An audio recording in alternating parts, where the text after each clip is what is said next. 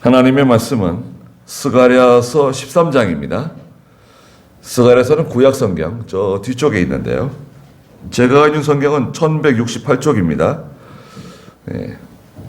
1168쪽 스가랴 13장 1절 말씀부터 마지막 9절까지 말씀을 보도록 하겠습니다. 네, 그 날에 죄와 더러움을 씻어줄 셈이 다윗의 집과 예루살렘에 사는 사람들을 위하여 열릴 것이다. 만군의 여호와께서 말씀하신다. 그 날이 이를 것이니 이 땅에서 우상들의 이름을 끊어서 더 이상 기억하지 못하도록 하겠으며 또 예언자들과 더러운 영을 이 땅에서 떠나게 할 것이다. 어떤 사람이 또 예언을 하면 그를 낳은 부모가 그에게 네가 여호와의 이름으로 거짓말을 하였으니 너는 더 살지 못할 것이다 라고 말하고 그가 예언할 때 그를 낳은 부모가 그를 찌를 것이다. 그 날에 이를 것이니 예언자들은 예언할 때 각기 자기의 이상을 부끄러워하겠고 사람을 속이려고 털옷도 입지 않을 것이며 그가 말하기를 나는 예언자가 아니고 나는 땅을 경작하는 자이다. 나는 어려서부터 사람의 종으로 팔렸다 라고 할 것이며 사람이 그에게 말하기를 내 두 팔 사이에 있는 이 상처들은 무엇이냐 하면 그가 대답하기를 내 친구들의 집에서 입은 상처입니다 라고 할 것이다. 카라 깨어라 내 목자 나와 가까운 그 사람을 쳐라. 만군의 여호와의 말이다. 그 목자를 치면 양떼들이 흩어질 것이다.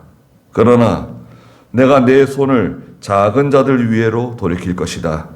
온 땅에서 3분의 2는 끊어져 멸망하게 되고 3분의 1만 거기 살아남을 것이다.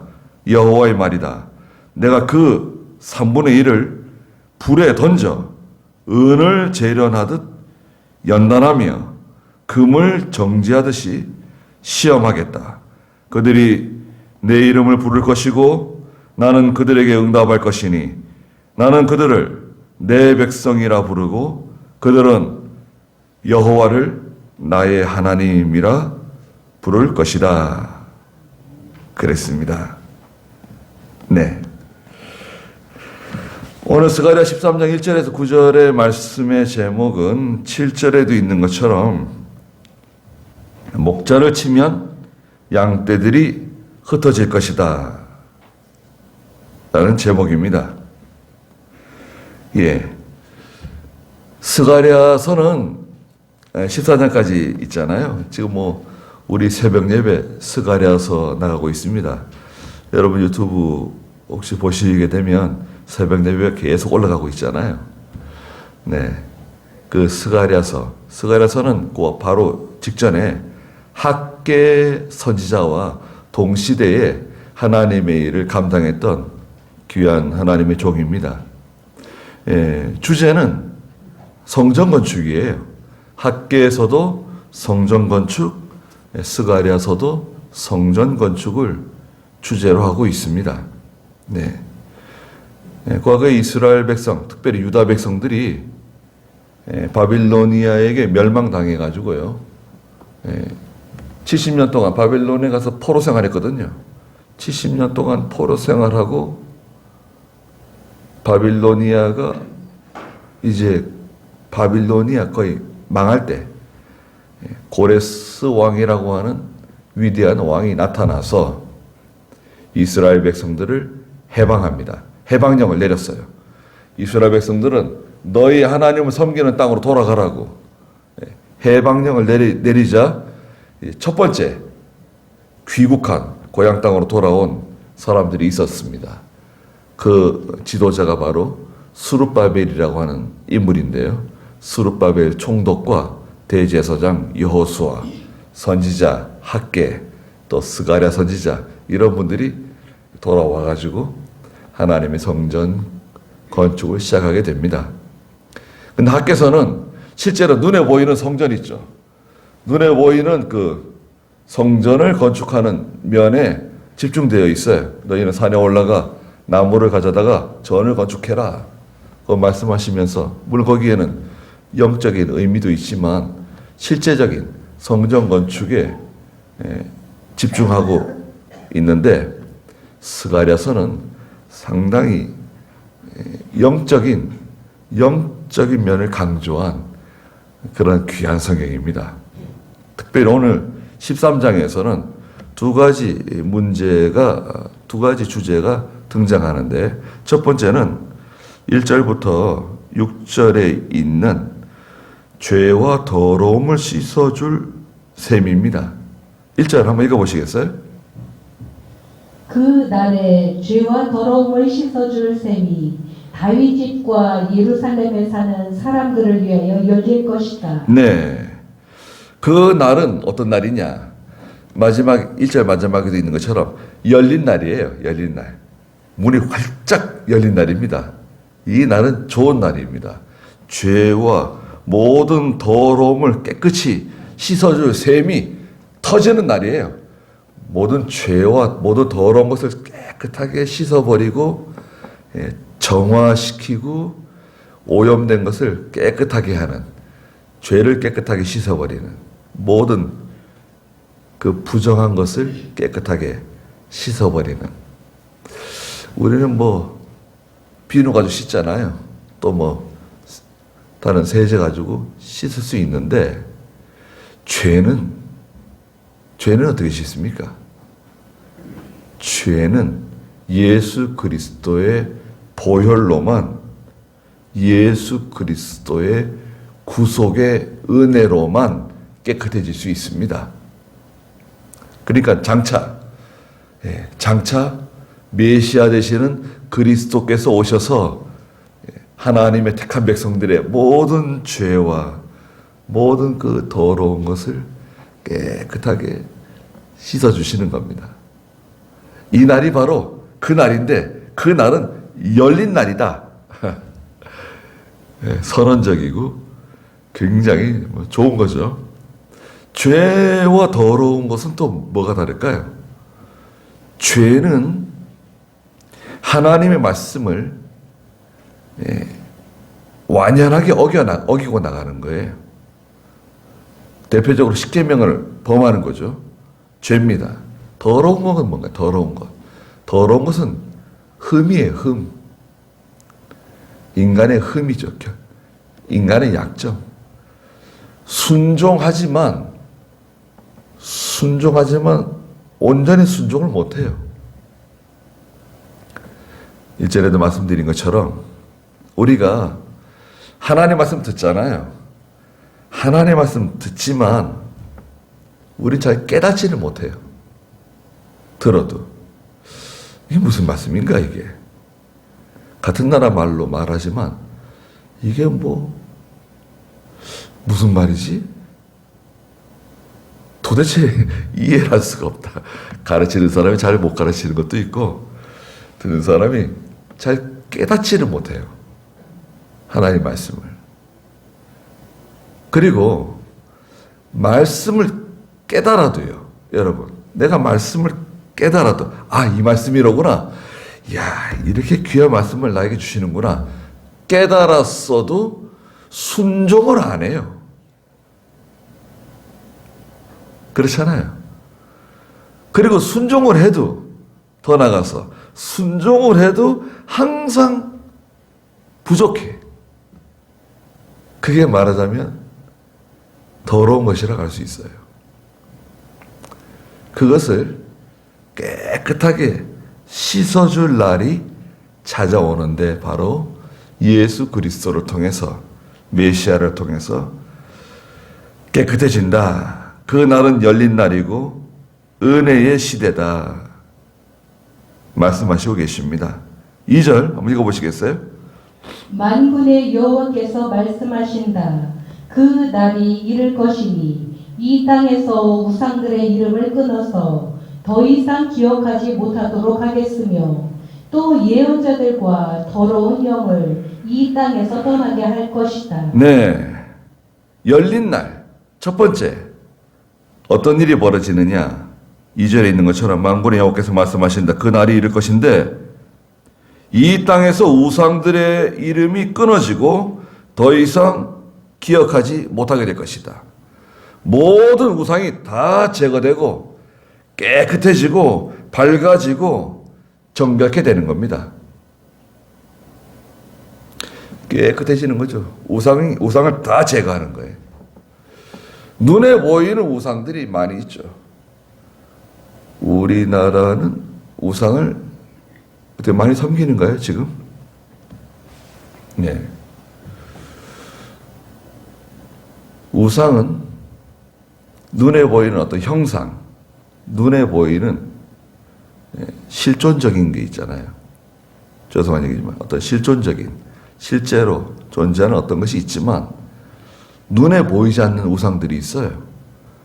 눈에 보이지 않는 하나님보다 더 앞세우는 거, 하나님의 말씀보다 내가 더 앞세우는 거 있잖아요.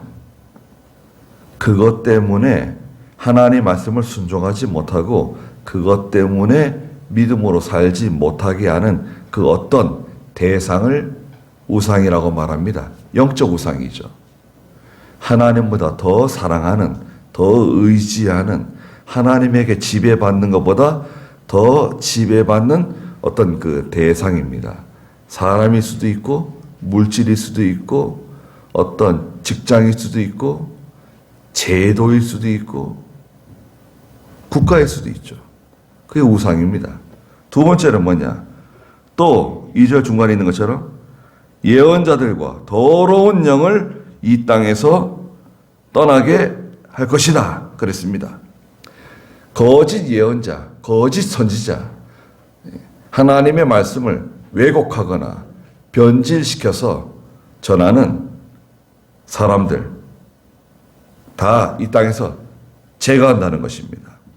그래서 캄캄했던, 영적으로 캄캄했던 것이 다 밝아지고 더러웠던 것이 다 깨끗해지고 정결하게 된다는 것입니다. 그 날에. 열린 날 두 번째 일어나는 일은 뭐냐? 3절 읽어보세요. 또 어떤 사람이 또 예언을 하면 그를 낳은 부모가 그에게 내가 여호와의 이름으로 거짓말을 하였으니 너는 더 살지 못할 것이다 라고 말하고 그가 예언할 때 그를 낳은 부모가 그를 찌를 것이다. 네. 열린 날에 일어날 두 번째 현상은 뭐냐면 진리에 대해서 거짓된 모든 것이 책망받고 제거된다고 말씀하시고 계십니다. 어떤 사람이 또 예언을 하는데요. 이 거짓 선지자입니다. 거짓말로 가르치는, 거짓말로 하나님의 말씀을 전하는 사람인데 그를 낳은 부모가 그에게 아니 내가 여호와의 이름으로 또 거짓말을 하냐? 너는 더 살 자격이 없다. 넌 더 살면 안 된다. 그러면서 그가 예언할 때 그를 낳은 부모가 그를 찌른다는 거예요. 실제로 자기 자녀를 찔러 죽인다 이런 것보다도 이것은 아주 단호하게 결연하게 그것을 절단한다.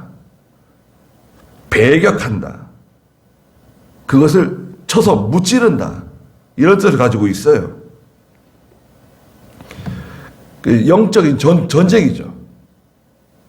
자기 아들이라도 거짓된 것을 가르치고 거짓된 것을 예언하고 하나님의 말씀을 왜곡시켜 나갈 때는 단호하게 그것을 책망하고 배격하고 영적 전쟁을 치른다 이거예요. 용납하지 않는다는 거예요. 칼로 아들을 찌르는 것처럼 그것을 완전히 제거시킨다는 거예요. 용납하지 않는 거예요.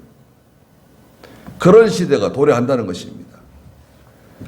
아들이 하나님 말씀대로 살지 않으면, 딸이 하나님 말씀대로 살지 않으면 형제가 내 친구가 하나님 말씀대로 하지 않으면 그걸 단호히 책망하고 그것을 단호히 배격하고 그것을 거절하고 거부하고 용납하지 않는 그런 결연한 마음의 자세가 필요하다는 거죠. 그것이 바로 우리가 말하는 내적 성전 건축이에요. 외부적으로 이게 성전 건축하잖아요. 우리가 이렇게 건물을 올리는 거. 중요하죠. 예배를 드릴 수 있는 적당한 장소. 예. 중요하지만 그 구성원들 속에 하나님의 말씀의 그 확신, 하나님의 말씀대로 살아야 된다. 믿음으로 살아야 된다. 하나님이 기뻐하시는 길을 내가 걸어가야 된다는 그 확신이 있는 그런 삶을 살게 된다는 거죠. 부모나 자식이나 친구나 형제에 대해서 우리는 바른 태도를 가져야 됩니다. 사랑이라고 하는 것은 모든 것을 다 용납해주고 모든 것을 다 끌어안는 것을 의미하지 않습니다. 사랑이 무엇입니까? 예수님께서 베드로가 마태복음 16장에서 사람들이 나를 누구라 그러느냐? 사람들이 예수님을 엘리야 선지자라 그럽니다. 죽은 세례 요한이 다시 살아났다고 말합니다. 그래? 그럼 너희는 나를 누구라고 그러느냐? 그러니까 베드로가 나서가지고 주는 그리스도시요 살아계신 하나님의 아들이십니다. 그러니까 예수님께서 너무나 기뻐가지고 봐 요나 시모나 요나의 아들 바는 그 아들이라는 뜻이거든요. 요나 시모나 시몬인데 너를 이제는 시몬이라고 부르지 않고 네 이름을 베드로라고 부를 것이다. 베드로. 우리 이제 베드로라 그러고 이제 영어권에서는 피터라 그러죠. 피터. 그리고 원래 이제 원문에서는 페트라. 페트로스, 페트라. 반석이라는 뜻이에요. 견고한 반석. 네가 반석. 너 위에 하나님의 교회를 세워주겠다고 칭찬해 주셨습니다. 그 베드로 위에 교회를 세운다는 게 아니라 베드로가 깨달은 그 진리 위에 하나님의 교회를 세운다는 거죠. 그리고 나서 예수님께서 내가 얼마 있으면 십자가에 달려 죽게 되고 죽은 지 사흘 만에 다시 살아나게 될 거라고 말씀하셨습니다. 그러니까 또 베드로가 그런 일은 일어나면 안 된다는 거예요. 그런 일이 생기면 안 된다는 거예요. 그럴 수 없다는 거예요. 예수님께서 저희를 떠나셔서 돌아가시고 십자가를 지시고 그런 일이 있어서는 안 된다. 그러도 예수님께서 뭐라고 하셨습니까? 베드로에게 이 사탄아 물러가라 그랬습니다. 너는 나를 넘어지게 하는 사람이다. 조금 전까지 베드로를 그렇게 칭찬하시고 그렇게 제자들 앞에서 알아주셨는데 당장 지금 베드로가 잘못된 길로 가고 잘못된 말을 할 때 그냥 거기에 대해서 책망하시잖아요. 사탄아 물러가라고 말이죠. 너는 나를 넘어지게 하는 사람이다. 용납하지 않으셨습니다. 그게 사랑이에요. 그것이 사랑입니다. 죄를 지으면 그 사람이 미워서가 아니라 그 죄가 밉기 때문에 책망하는 것이죠. 그리고 부모가 책망하는 것이 문제가 아니라 하나님의 두려운 징계가 임할 것을 내다보고 책망하는 거 아닙니까? 누구든지 간에. 그 책망을 받지 않으면 그 사람은 사실 소망이 없는 거죠. 그래도 책망을 받는 것마다 다 빛으로 나타난다고 에베소 5장에 말씀하시죠. 책망하는 게 좋아요. 잘못하는 건 책망하는 거예요. 또 우리가 이렇게 하나님 말씀 들을 때, 하나님 말씀을 들을 때 내가 또 책망받아요. 우리가 다.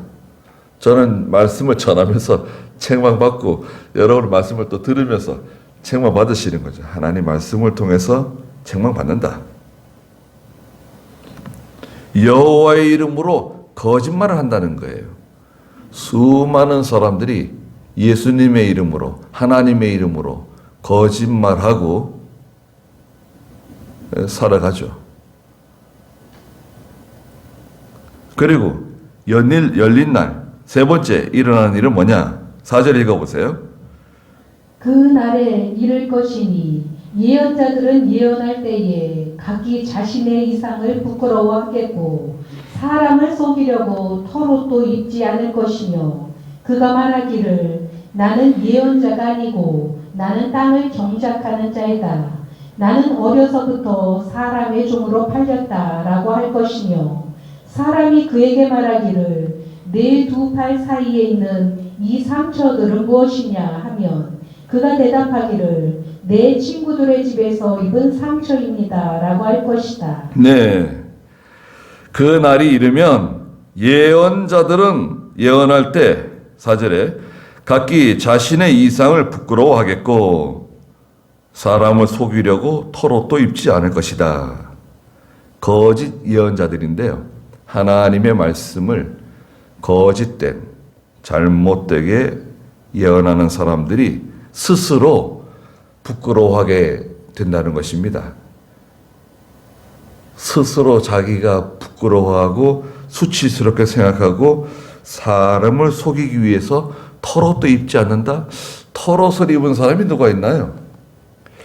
세례 요한은 광야에서 석청을 먹고 낙타의 털옷을 입고 살았죠.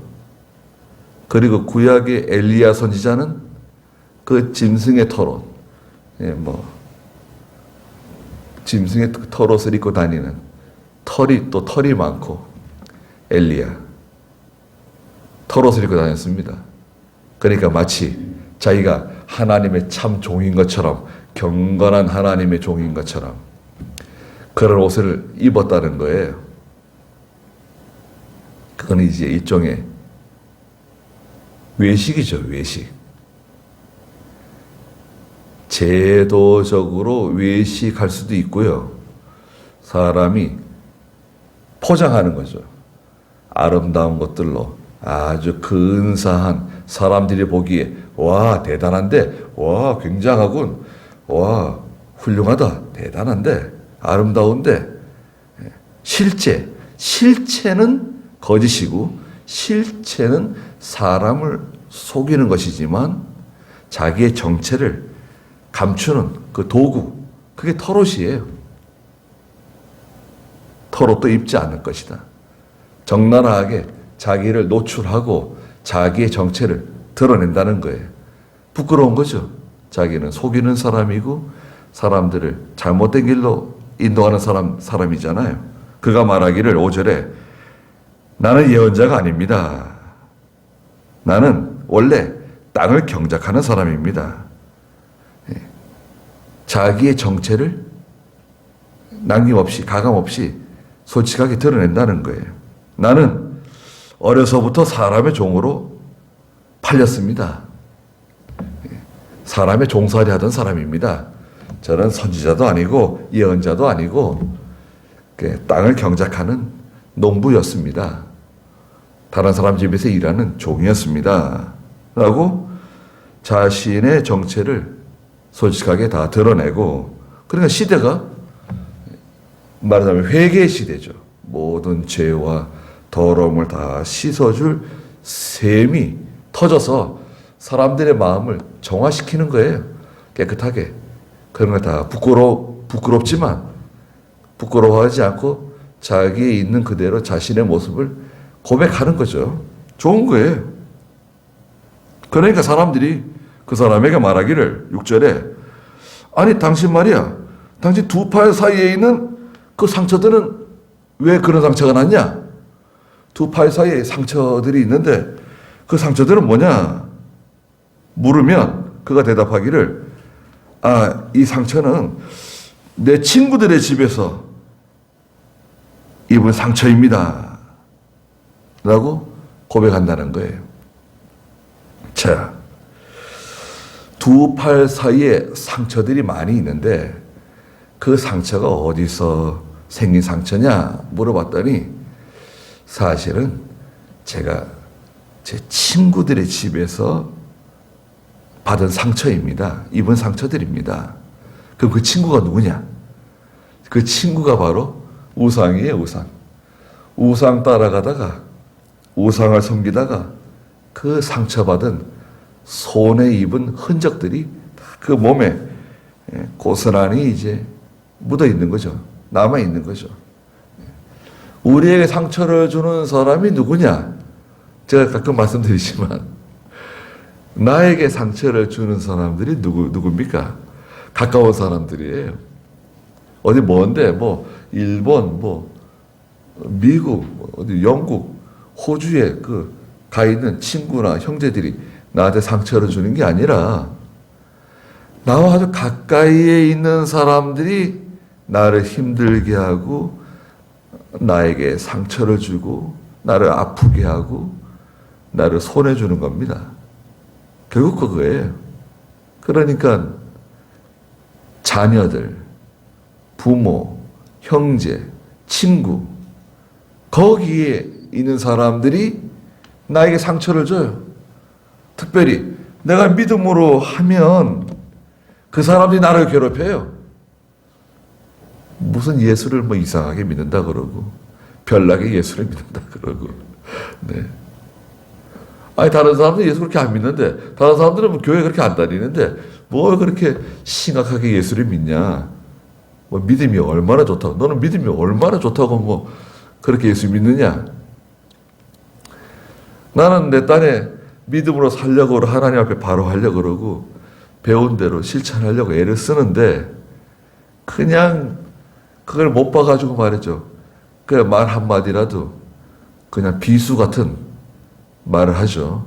상처를 주고 손해를 주고 심지어는 경제적으로도 손해주는 사람들은 가까이 있는 사람들입니다. 가까이 있는 친구들, 가까이 있는 사람들이 선한 행실을 더럽힌다고 말씀하셨습니다. 자, 이제 이렇게 죄와 모든 더러움을 씻는 샘물이 터져 나오는 그 열린 날에 일어날 세 가지 현상이 있다. 첫째는 뭐였습니까? 모든 우상 제거하고 모든 그 거짓 선지자, 예언자들 그 더러운 행실들이 다 제거돼서 정결해지고 깨끗해지고 밝아진다. 두 번째는 뭔가요? 모든 그 거짓 예언하는 사람들, 그 부모가 그를 더 이상 살지 못하도록 칼로 찌른다는 거 아니에요. 결연한 영적 전쟁에서 승리하게 된다. 누구도 잘못된 것을 용납하지 아니하고 더러운 것을 용납하지 않는 거예요. 가정도 마찬가지입니다. 예수 믿는 사람이 가정이 더러운 거 용납하면 안 돼요. 성도가 하면 안 되는 거 하면 안 된다고 말을 하는 거예요. 하나님께서 기뻐하지 않는 거 하면 안 된다고 가르쳐 주는 거예요. 말 안 들으면 책망하고 책망해도 말 안 들으면 경고하고 경고해도 말 안 들으면 단호하게 그걸 징계를 하는 거예요. 네 오른손이 너를 망하게 하면 어떻게 하냐? 너를 죄를 짓게 하면 어떻게 하냐? 오른손 찍어버리라는 거 아니에요. 오른눈이 너를 범죄케 하면 어떻게 하냐? 오른눈 빼버리라는 거 아니에요. 오른발이 너를 죄를 짓게 하면 어떻게 하냐? 그 오른발 찍어버리라는 거 아니에요? 예수님께서. 실제로 그걸 찍어버리고 막 빼버리고 그런 뜻이 아니죠. 예수님께서는 실제로 도끼 들고 막 칼 들고 찍어버리고 그러면 안 됩니다. 그게 아니죠. 그걸 뭐냐면 오른손과 같이 오른눈과 같이 오른발과 같이 정말 필요하고 정말 사랑하고 정말 요긴한 존재일지라도 끝까지 죄를 범하고 또 우리에게까지 상처를 주고 손해를 준다고 하면 그걸 끊어야 된다는 거예요. 그걸 끊지 못하고 계속 전화하고 계속 만나고 계속 교통하게 되면 반드시 하나님께서 책임을 묻습니다.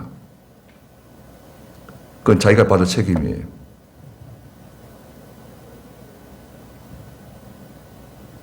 그리고 세 번째는 모든 것이 다 드러나서 진실해지고 정결해지고 자신의 정체를 다 드러낸다. 그런 시대가 도래하게 된다. 자, 그 다음에 두 번째 주제는 7절부터 마지막 9절까지인데요. 목자를 치면 양떼가 흩어진다는 것입니다. 7절 읽어보시겠어요? 가라, 깨어라, 내 목자, 나와 가까운 그 사람을 쳐라. 만군의 여호와의 말이다. 그 목자를 치면 양떼들이 흩어질 것이다. 그러나 내가 내 손을 작은 자들 위에로 돌이킬 것이다. 네. 7절에 가라, 깨어라. 칼에게 말하고 있습니다. 깨어나라는 겁니다. 그리고 내 목자, 나와 가장 가까운 그 사람을 치라는 거예요. 내 목자는 누구를 말하는가? 스가랴 선지자가 말하는 내 목자는 장차 오실 메시아 되시는 그리스도 예수님을 말해요. 목자 되시는 예수 그리스도를 쳐라. 또 하나님께서 뭐라고 그랬어요?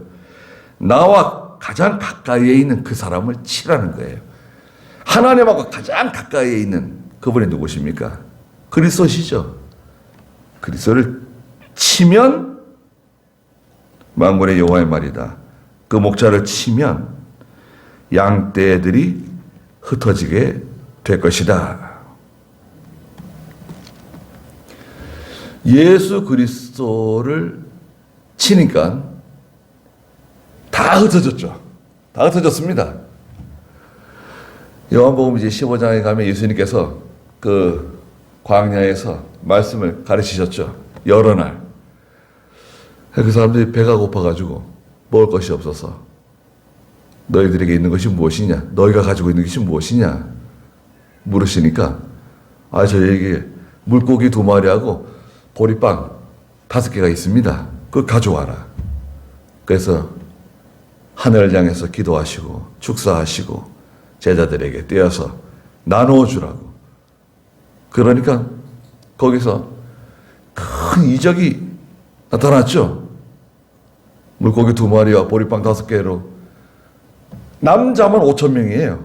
남자만 5,000명이니까 거기에 있는 여자들, 노인들 그리고 아이들까지 적어도 3만 명 이상이 배부르게 먹고 남은 것을 12바구니나 거두어드렸죠.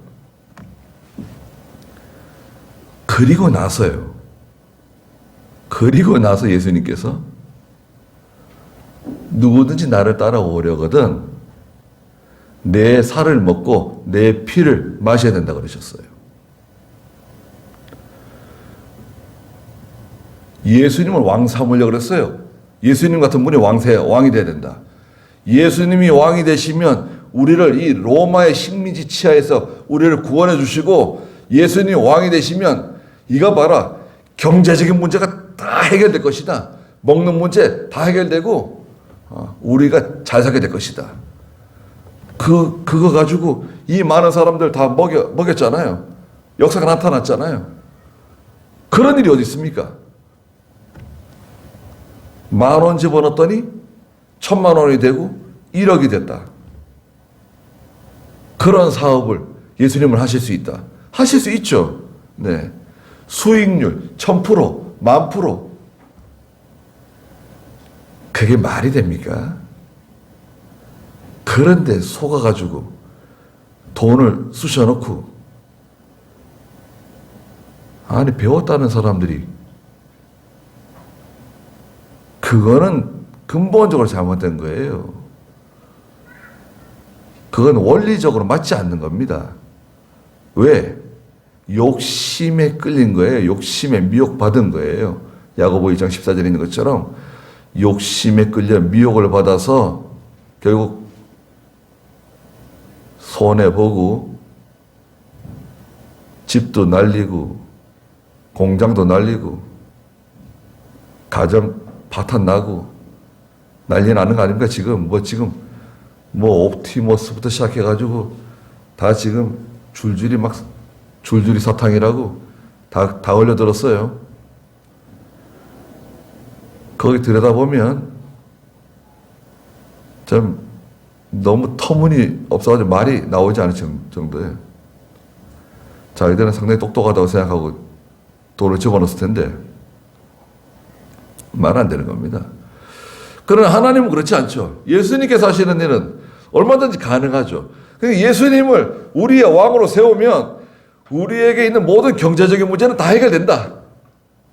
해결되죠.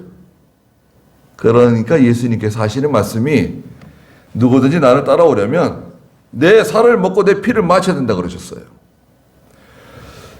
그러니까 그렇게 예수님을 따라다니고 예수님을 좋아하던 예수님을 그렇게 흠모하던 사람들이 다 따라왔습니다.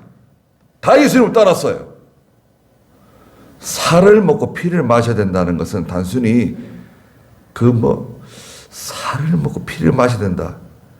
그러면 혐오스러운 그런 것보다도 유대인들이 느끼는 감정은 말하자면 고생이에요. 고난이에요. 고통을 당하는 것을 의미하는 겁니다.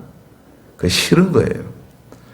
아니 내가 복 받으려고 예수 믿고 복 받으려고 하나님 섬기는 거지 고생을 하고 고난을 당하고 시련을 겪으면서 내가 예수 믿을 필요가 뭐가 있냐. 다 달아났어요. 그러자 예수님께서 자기 제자들에게 뭐라 그랬습니까? 너희도 가려느냐? 너희는 절대 나를 버리면 안 된다. 그러신 게 아니라 그 말씀은 너희도 가려면 가라는 거예요. 너희도 못 견딜 것 같다. 그럼 가도 좋다는 거예요. 너희도 가려느냐? 가려면 가라는 거예요. 그러니까 베드로가 주의 영생의 말씀이 여기 있사오니 우리가 누구에게로 가오리까? 말씀하시죠. 신앙 고백이죠. 영생의 말씀이 여기 있사오니 우리가 누구에게로 가겠습니까? 그렇게 말했는데도 베드로는 예수님 배반했죠? 예수님 십자가 지시기 전날 밤에 예수님을 3번 부인했습니다. 다른 제자들은 일찌감치 다 달아났어요. 목자를 치면 양들은 흩어지게 되어 있어요. 원리적인 거죠. 실제로 여러분 그 유목하는 사람들이 양을 키우는 사람들이 목자가 쓰러지면 그 양떼는 흩어지게 되어 있는 겁니다. 교회도 마귀의 첫 번째 공격 대상은 하나님의 종이에요. 목사예요. 목사가 시험 들고 목사가 죄를 짓고 목사가 쓰러지게 되면 교회는 양떼들은 흩어지게 되어 있어요. 쪼개지게 되어 있어요. 고통을 당하게 되어 있어요. 그게 목사가 바로 와야 됩니다. 예. 목사가 아무리 착해도 분별력이 있고 결정력이 분명하고 선명해야 됩니다. 이게 왔다 갔다 하면요. 이랬다 저랬다 하고 그 사람 참 좋고 하나님 말씀 잘 가르치고 사모님도 좋고 다 참 좋은데 이 결정력이 약해가지고 말이죠. 이렇게 했다 저렇게 했다 그러니까 교회가 막 시험에 들고 이 교회도 시험 들고 저 교회도 시험 들고 장로님도 시험 들고 막 교회가 막 쪼개질 지경이에요. 결국은 목사님이 내가 잘못한 것 같다. 거기에 여러 사람들이 잘못한 사람이 많이 생겼어요. 내가 잘못한 것 같다고. 그래 결국 사임을 하고 개척하기로 하고 또 그 목사님을 좋아해서 따라가는 사람은 같이 가서 개척교회 섬기기로 하고 그렇게 해결되는 거예요. 그런 일도 있고 오늘날 마귀들이 첫째 타겟은 목사입니다. 목사 흔들고, 그 다음에 장로 흔들고, 집사 흔들고, 막 흔들어가지고 교회를 막 벌집 쑤셔놓듯이 쑤시는 겁니다. 목적은 뭔가요? 하나님의 일이 성공하면 안 되니까. 그것도 핵심적인 사람들, 열심히 있는 사람들, 믿음 있다고 하는 사람들 건드려가지고 넘어뜨리는 거죠. 하나님의 일은 실패하지 않아요. 중요한 사람은 가정에서도 믿음의 주동자, 믿음의 기둥이 있어요. 가정에도. 아버지가 믿음의 기둥일 수도 있고, 어머니가 믿음의 기둥일 수도 있고, 아들이 믿음의 기둥일 수도 있고, 딸이 믿음의 기둥일 수도 있는데, 그 기둥이 견고해야 돼. 기둥이 뭐 흔들흔들하고 맨날 뭐 바람 불기만 하면 막 흔들흔들하고, 뭐 결정을 잘 못 내리고 판단을 잘 못하고 이러면, 그 집은 얼마 못 가서 무너집니다. 기둥이 없는 집도 문제지만, 기둥이 있는데도 계속 흔들리고 이러면 무너지게 되어 있어요. 마귀는 할 수만 있으면 택한 백성이라도 어떻게 합니까? 마태복음 24장에 넘어뜨리려고 그래요. 하나님의 택한 백성들을 지옥에는 못 보내죠. 지옥에 보낼 수는 없어요, 마귀가. 그러나 할 수만 있으면 택한 백성이라도 막 죄에 흔들어가지고 신앙을 파괴시키고 시험되게 만들고 분쟁을 일으키게 만들고 소란스럽게 만들고 할 수만 있으면 예수님 십자가에 못 박았습니다. 이야 대성공이다. 마귀는 생각했습니다. 예수님 십자가에 못 박아 죽였으니까 성공했죠. 무덤에 들어갔어요. 대성공이에요. 그런데 사흘 만에 예수님께서 부활하셨죠. 그 목자를 치면 양떼들이 흩어진다. 끝까지 믿음을 지키는 성도가 누군지 드러나는 시점입니다. 다 달아났어요. 마태복음 26장이나 요한복음 16장에 보면은 제자들, 특히 요한은요, 벗은 채로 달아났다 그랬어요. 그냥 정신없이 그냥 달아나는 바람에 피난 갈 때도 그 예전에 우리 6.25 때 그런 얘기도 있잖아요.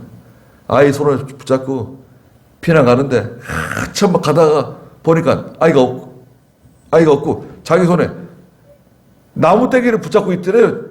엄마가 자기가 나무떼기를 하나 붙잡고 있더라는 거예요. 아이는 없고. 그렇게 해서 다 뿔뿔이 흩어지는 거 아닙니까? 아이 손을 붙잡고 가는 줄 알았는데. 목자를 치면 양떼들은 흩어진다. 마귀는 알고 있어요. 우리의 약점도 알고 있고, 우리 가정의 약점도 알고 있고, 또 내 약점도 알고 있죠. 잘 알고 있습니다. 어디를 공격하면은 쓰러지는지, 어디를 어떻게 미혹해야지 넘어지는지 잘 알고 있어요. 그래서 기도하지 않는 교회는 심각한 타격을 받습니다. 기도하지 않는 성도는 아무리 믿음이 좋아도요, 기도하지 않으면 시험 들어요. 시험 들잖아요? 여러분? 내가 딱 시험 들잖아요. 자기가 알아요. 아, 내가 시험 들었구나. 시험 들면, 아, 내가 기도 안 했는가 보다 생각하시면 돼요. 가정에 시험이 오잖아요? 시험이 오면, 아, 내가 기도 안 했는가 보다. 내가 기도하지 않으니까 이런 일이 찾아왔구나. 이렇게 생각하시면 돼요. 그러나 17절 중간에 내가 내 손을 작은 자들 위에로 돌이킬 것이다. 자, 작은 자들이 있어요. 그러나 내가 내 손을 그 작은 자들 위에 내 손을 펼 것이다. 그 작은 자들은 누굴까요? 성도들입니다. 성도들. 작은 자, 비천한 자, 가난한 자, 겸손한 자, 작은 자들에게 손을 펴서 구원해 주시고 또 회복시켜 주신다. 엎드려야 돼요. 여러분, 저나 여러분들께서 우리가 걸어가는 길은요, 근본적으로 좁은 길이에요. 마태복음 7장에 있는 것처럼 좁은 문으로 들어가라.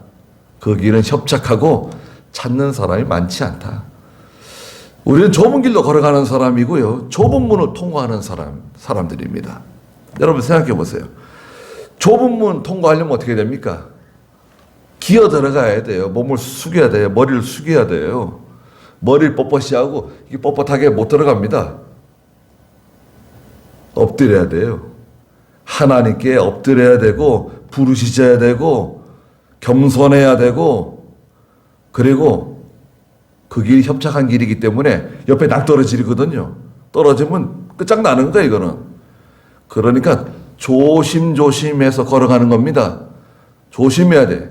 한 걸음 한 걸음, 말 한마디 조심조심 걸어가야 돼요.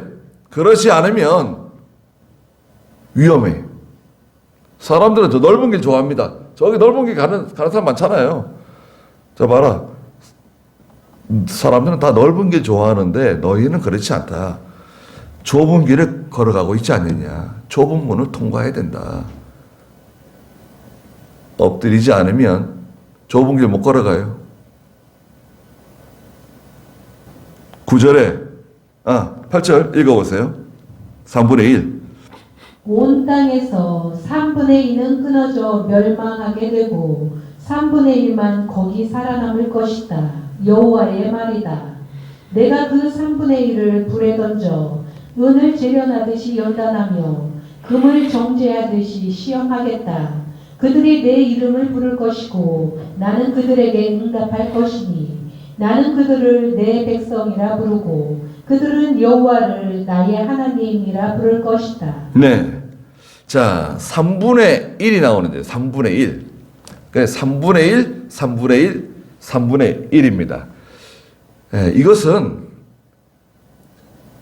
요한계시록에도 나오지만 요한계시록 8장 8절과 9절인데요.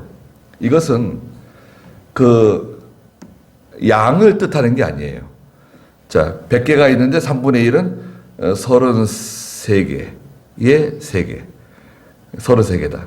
그런 의미로 3분의 1씩 이렇게 나누는 게 아니라, 질량을 가지고 이렇게 3분의 1 나누는 게 아니라, 이 3분의 1은 종류예요, 종류.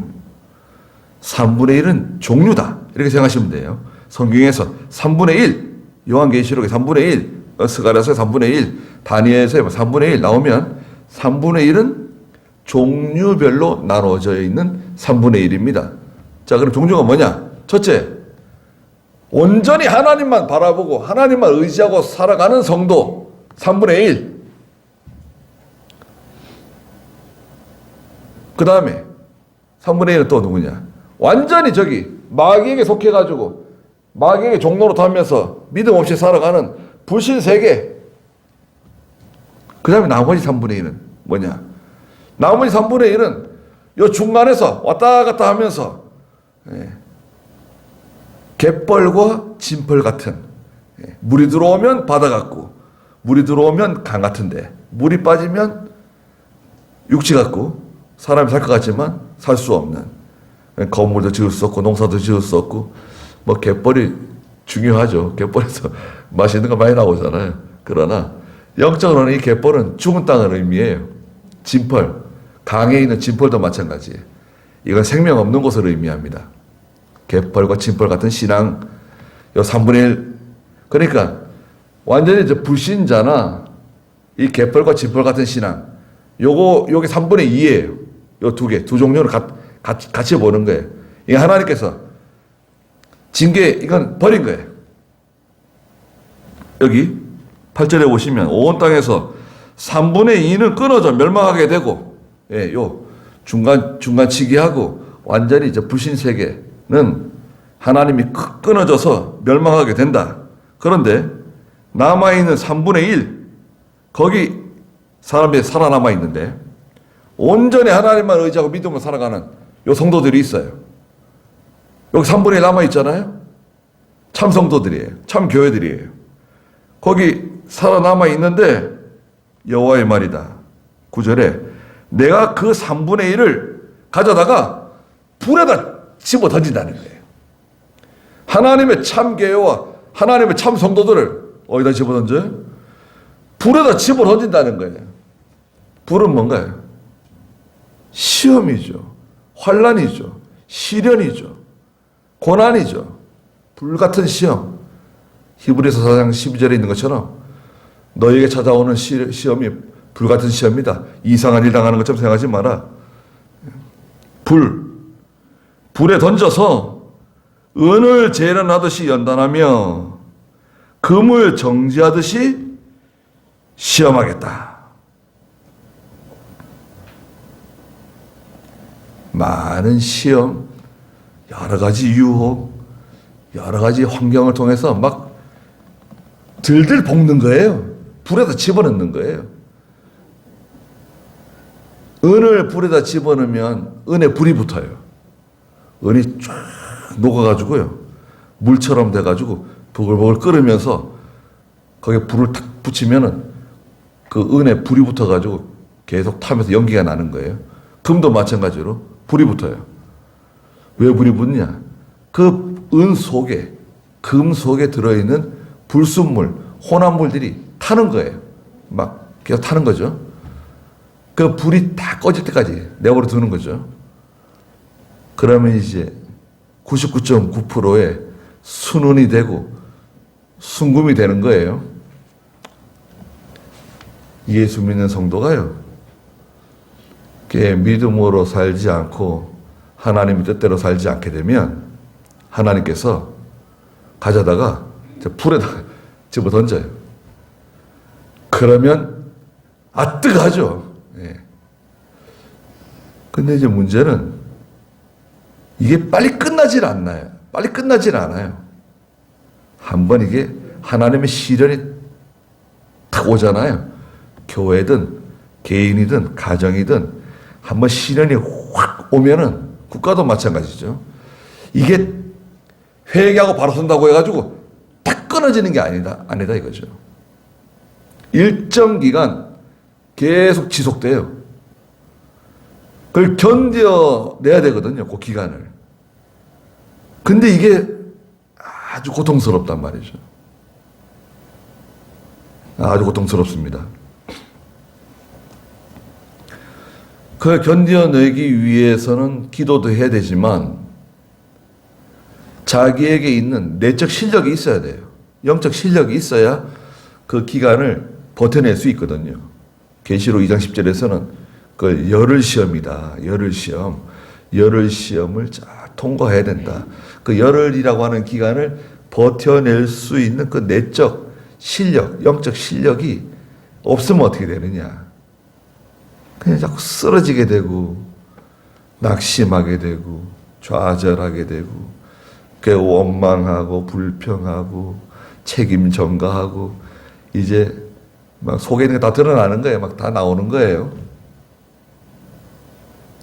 근데 불에 들어가는 것도 유익해요. 유익하기 때문에 하나님께서 불에다 집어넣으시는 건 사실입니다. 욥기서 23장 10절에도 욥이 깨달았잖아요.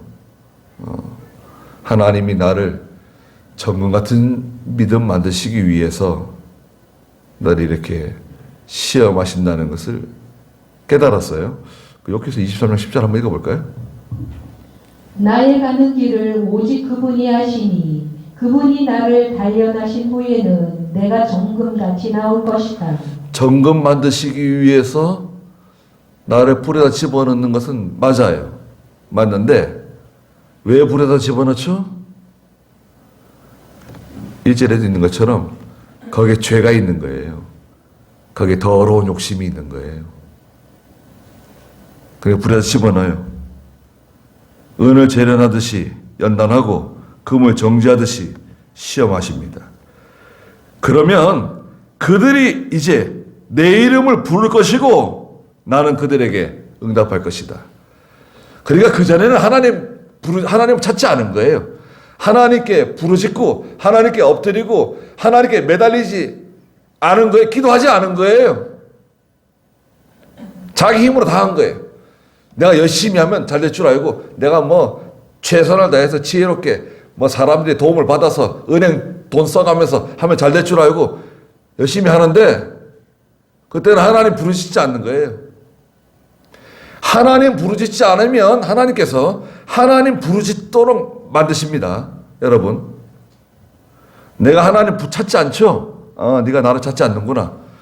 그러면 하나님 찾도록, 하나님께 부르짖도록 엎드려서 하나님께 매달리도록 하나님이 그런 환경을 딱 만들어 주세요. 나는 그들을 내 백성이라고 이제 부르고 그들은 여호와를 이제 나의 하나님이라고 부르게 될 것이다. 그래서 두 가지 문제입니다. 첫째는 죄와 더러움을 씻는 샘이 터져 나서 모든 것이 활짝 열린다. 깨끗해지고 화창해지고 밝아지고 깨끗해지는 거죠. 정화됩니다. 그런데 반면에 두 번째 문제는 뭔가요? 내가 목자를 치면 양떼는 흩어지고 그런 와중에서 하나님께서 3분의 1을 끌어다가 불에다 집어 던진다는 거 아니에요. 집어 던지면 그들이 나를 부르게 될 것이다. 그럼 내가 응답하고 그들은 내 백성이 되고 그들은 나를 나의 하나님, 나의 아버지라고 부르게 되는 거죠. 그러면 문제는 다 해결되는 거네요. 그래서 저희도 실제로 지금 시험을 통과하고 있습니다. 네, 어떤 분에게는 견디기 힘든 시험일 수도 있어요. 그리고 이런 시험 가운데서도 미혹이 많아가지고요. 보니까 아까도 말씀드린 것처럼 그런 그 헛된 유혹이 많습니다. 뭐 이렇게 하면 성공한다, 이렇게 하면 돈을 번다, 이렇게 하면 뭐 떼돈 번다고 다 그러는데 어떻게 다 떼돈을 벌겠습니까? 그렇게 똑똑하고 이렇게 그렇게 공부 많이 하고 거기서 뭐 10년, 20년, 30년씩 한 사람들도 손해를 보고 죽을 지경인데 어떻게 생판 거기 그 세계를 잘 모르는 사람들이 돈만 쑤셔 넣는다고 해가지고 거기서 어떻게 그걸 건져내냐고요. 그물 한번 집어 던지면 거기에 그물이 찢어질 정도 올라온다 이거 아니에요.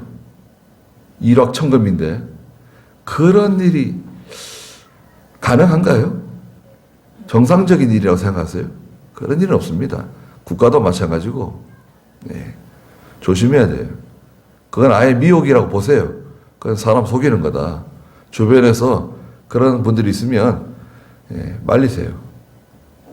그런 일에 손 집어넣으면 안 된다. 큰일 납니다. 손가락 몇 개 잘려나가는 건 괜찮은데 손목이 잘려나가거나 팔이 떨어질 수도 있고 아예 사망할 수도 있습니다. 큰일 날 수 있어요. 거기 빨리 들어가면 안 됩니다. 거기까지 하죠. 기도하겠습니다. 거룩하신 하나님, 모든 죄와 더러움을 깨끗하게 씻어주는 샘물이 터지는 그 열린 날이 도래하게 될 것이라고 말씀하셨습니다. 모든 우상이 다 제거되고 모든 거짓말하는 사람들, 거짓 예언하는 사람들 하나님이 다 제거하며 모든 믿음의 사람들이 결연한 단호한 믿음의 입장, 믿음의 태도를 갖게 될 것이라고 말씀하시고 그 모든 더러운 자들이 자신의 죄를 적나라하게 다 드러내고 고백하고 회개 운동 일어날 것이라고 말씀하셨습니다. 그러나 반면에 목자를 치면 양이 흩어지는 것처럼 교회에 시험이 올 수도 있고 가정에 시험이 올 수도 있는데 특별히 3분의 1을 가져다가 하나님께서 불 속에 집어 넣으신다고 말씀하셨습니다. 불같은 시련, 환난, 고난을 당할 때 이 시련을 믿음으로 통과할 수 있는 영적 실력을 저에게 주시고 믿음의 능력이 있는 믿음을 저희들이 허락해 주시옵소서. 하나님께 부르짖는 하나님께 엎드리는 저희가 되게 해 주시옵소서. 저희들은 하나님이 없이는 아무것도 할 수 없는 연약한 사람들입니다. 하나님 사랑하는 교회를 붙들어 주시고 사랑하는 성도들과 가정들을 붙들어 주시옵소서. 믿음으로 하지 않은 모든 것을 정리하게 해주시고 질서를 잡게 해주시고 하나님을 통해서 예수 그리스도를 통해서 모든 일을 해나가는 저희가 다 되게 해주시옵소서. 예수님의 이름으로 기도드리옵나이다. 아멘. 한 번 더 기도하겠습니다. 지금은 우리 주 예수 그리스도의 크신 은혜와 하나님 아버지의 무한하신 사랑하심과 성령의 감화하시고 감동하시는 은혜의 역사가 사랑하는 모든 성도들과 믿음의 가정들과 믿음의 자녀들에게 항상 계시기를 축원하옵나이다. 아멘.